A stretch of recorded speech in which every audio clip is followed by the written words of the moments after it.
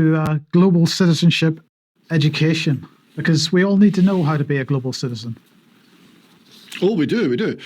So this comes from the UN and UNESCO. They say while the world may be increasingly interconnected, human rights violations, inequality and poverty still threaten peace and sustainability. I thought it was actually wealth and abundance that threatens sustainability. I thought that was the whole point of sustainability, not poverty. But still, that's what they say.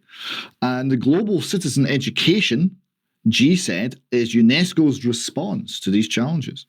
It works by empowering learners of all ages to understand that these are global, not local issues, and to become active promoters of a more peaceful, tolerant, inclusive, secure, and sustainable society. Well, all sounds wonderful.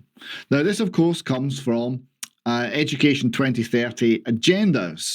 It's Agenda 2030, part of that framework, notably Target 4.7 of the Sustainable Development Agenda. So it's all tied in with all of the UN 2030 infrastructure.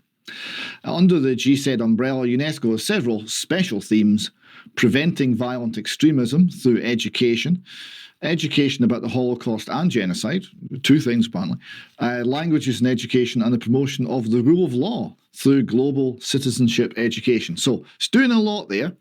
Digging a little deeper, there's a foundation. There's always a foundation, the Global Citizen Foundation.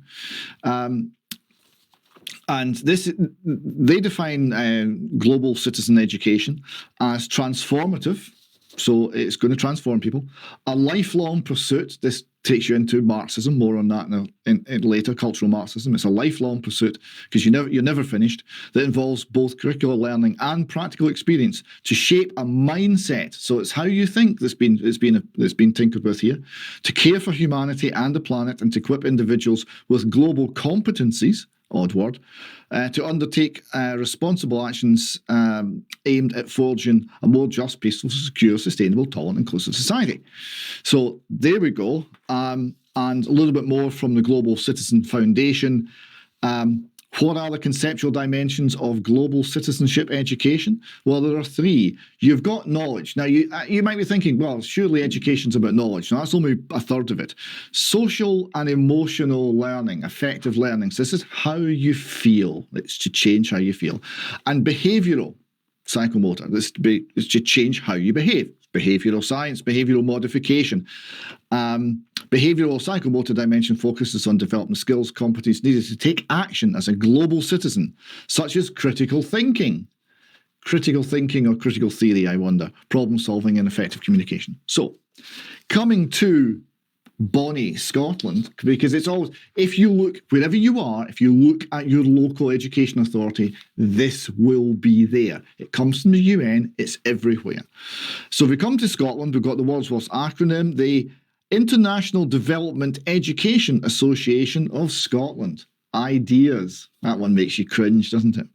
We believe young people gain important skills, values, and understanding through good global citizenship education. Doesn't roll off the tongue. And we believe that a well-networked GCE sector can support teachers and policymakers to deliver the best possible GCE in our schools and youth services, growing globally minded, informed, and active citizens and communities. So we're going to enable relationships, share learning, and advocate for best practice. So what this organisation does is it teaches teachers. It also retweeted this little one. If you don't believe that this is all a form of cultural Marxism, here's an example. This is what they retweeted this. Smithcroft Equality tweet. This is what they are teaching people in Scotland. They're teaching them to hate their own culture. The tweet reads, a fabulous visit to the tartan exhibition in the VA in Dundee. Pleased to see an acknowledgement of slavery in the role of the tartan trade. You can't make it up. I genuinely hope museums are making a full commitment to researching the role of slavery in their exhibitions. So here you see some Africans dressed in some form of plaid. This is meant to make Scottish people hate their culture. That's what it's for. It's not for anything else, and it's certainly not to improve anyone's knowledge of the slave trade. Now, Obviously, Scottish Government are all behind this. This is wonderful. They're enhancing global citizenship. They are committed to continuing to fund Scotland's development education centres. Okay, so what are those? Well, we have got many. Just before we get on to that, we have here Global Citizenship Education from GLOW, which is a kind of internal website for schools in Scotland. So they define what it's all about. So they're talking about anti-racist critical thinking. Anti-racist means racist, effectively. Anti-racism is a form of discrimination based on race that increases equity. So it's discrimination based on race. Diversity chit-chat. Partition Education Group Scotland. That's about the partition of India. And yes, we're meant to feel ashamed about that as well. And so it's all the cultural Marxist talking points. And as I said before, the Scottish Government are promoting the development education centres. And there are, 5 of them covering the whole of the country. So wherever you are, you're near one of these. My local one is the One World Centre in Dundee. The organisation promoting this was also promoting a thing called Fashion Revolution Week. More on that in extra time if we have a chance. That's more cultural Marxism.